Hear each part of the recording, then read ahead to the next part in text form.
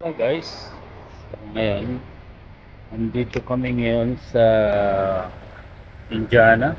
Indiana, dito sa may rest area dito sa Indiana, sa may USA. So, ang oras dito sa ano na, magsi-7 na, magsi-7 PM na. Pero ano pa, may araw pa siya. So, dito kami sa rest area. So, malaki ang ano rin dito. Maganda rin ang rest area dito sa may Indiana. Ano. Ayan. Ayan si Madam, oh. Kasama yung ano niya, pitbull niya. Ito yung park niya, no? Laki ng park. Dito sa may Indiana. Then, ayan yung highway. Busy araw ngayon, so matraffic, medyo matraffic siya. Dito sa may Interstate 80. A80. May Indiana. So, papunta kami ngayon ng Ohio. Pero baka bukas na kami tatakbo or agahan kasi tanghali pa yung appointment dito. Ito yung truck namin. Then dito yung mga truck, paradahan ng mga truck. Yung mga truck na windmill, napapaikutan ng windmill.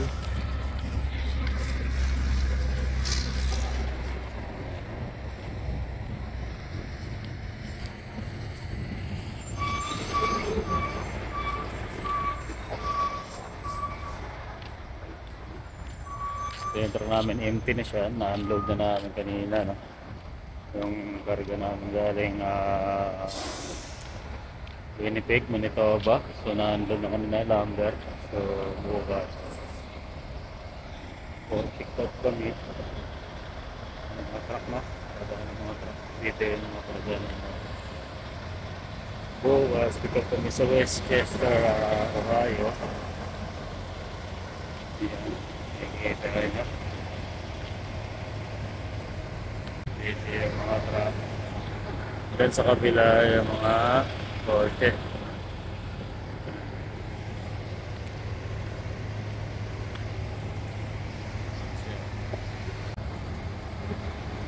Washroom, comfort room dito sa loob.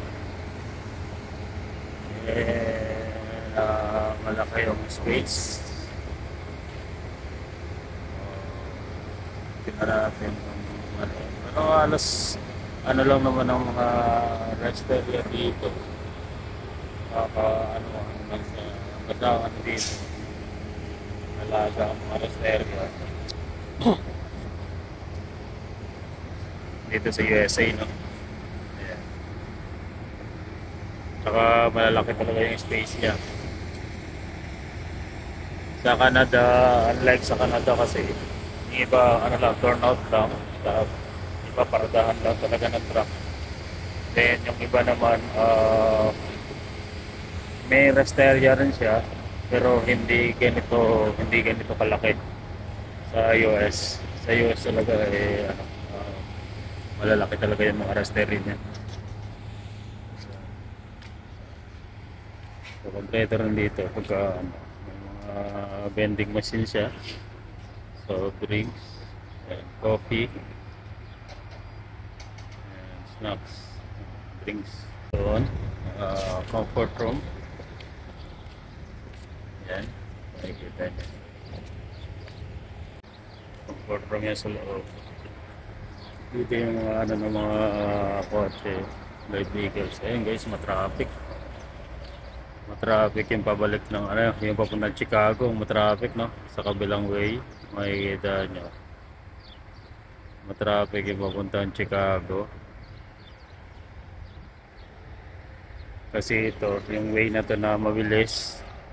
So papuntang Ohio. Papuntang Ohio. So yun nandoon ng papuntang Chicago sa kabila. Kasi maraming ginagawang traffic ng iba dito, maraming ginagawang kalsada.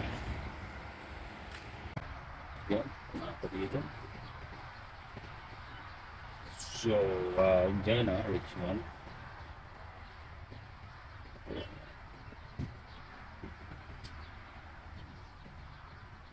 Yan.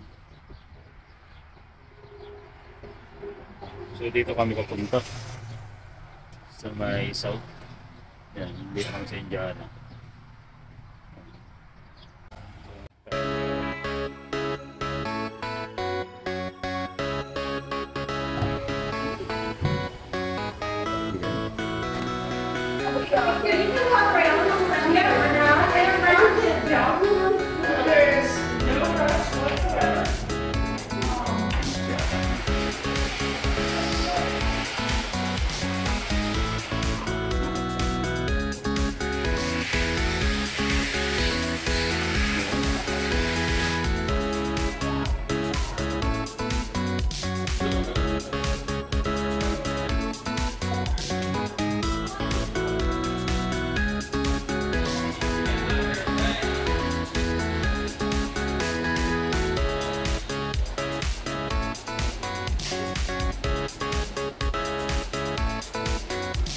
Ang United States Interstate Mall.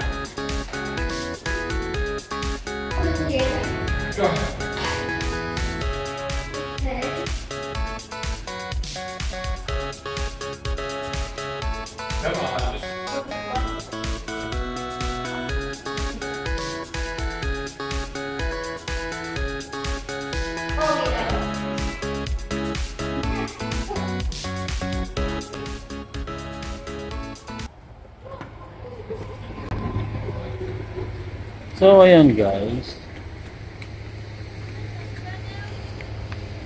At ayan lang yun nasa loob.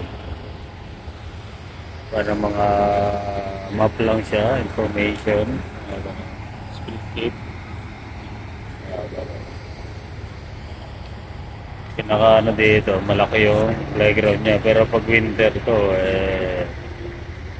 wala, puro snow.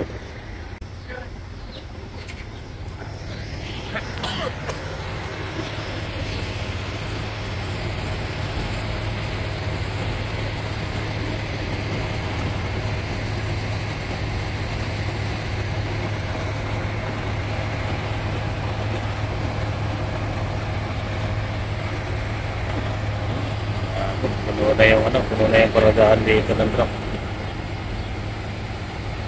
Pag mga ganitong oras, karamihan dito, punuan yung mga rest area. Punuan, rest area truck stop kasi pahinga na ng mga driver. Mas okay ka mag-drive sa gabi, mas okay tumakbo sa gabi kasi walang gaanong bumabiyahe sa gabi, traffic, yung iba pahinga na. Karamihan sa gabi dito ng mga driver pahinga kasi sa araw sila tumatakbo. So pagdating ng ganitong oras, lalo yung mga solo driver lang, pag ganitong oras, tapos na yung oras nila, pahinga na sila, tulog, then kinabukasan na naman sila tatakbo. Pero sa team driving katulad namin, pwede kaming tumakbo ng dire-diretso hanggat may kami, may biyahe, pwede kami tumakbo ng dire-diretso or maraming biyahe or lagi kami may appointment araw-araw. Yan gusto ng mga kumpanya. Isang solo driver, pag tapos na yung oras mo, pahinga na rin yung truck. Tumakbo ka ngayon maghapon, tapos na yung oras mo, yung 13 hours or dito sa US 11 hours na driving. Pag natapos ng 11 hours mo dito sa US, sa Canada kasi 13 hours. Canada South, then Canada North, 15 hours. Yun ang driving hours. Dito sa US 11 hours lang dito. Pag natapos yung oras mo dito or hindi mo naman siya kailangan ubusin, magtitira ka ng 30 minutes or kapag sabay matitira siya, hindi mo siya pwedeng ubusin, then pahinga ka na. Kaya mga ganitong oras punuan ng mga dito, punuan ng mga truck stop, mga rest area kasi maraming nagpa-park. Minsan yan hanggang doon ang Ang park niya minsan hanggang pagka mga alanganing oras na gabi na talaga, hating gabi, maabot yan hanggang doon sa may pasukan ng truck, sa dami ng gustong pumarada. Pero marami namang reserya dito, kaya lang reserya sa truck stop, ikaw lang ikaw lang magdi-decide kung saan ka paparada, or siyempre kung hanggang saan lang yung oras mo, paplanuhin mo siya kung saan ka kasi siyempre pag wala ka ng oras di ka na pwedeng tumakbo, kaya magtitira ka ng oras para sa maghahanap ng mapapartingan mo. Hindi ka pwedeng takbo ka ng takbo, wala ka ng oras tapos wala ka pang maparkingan. Ganun lang din.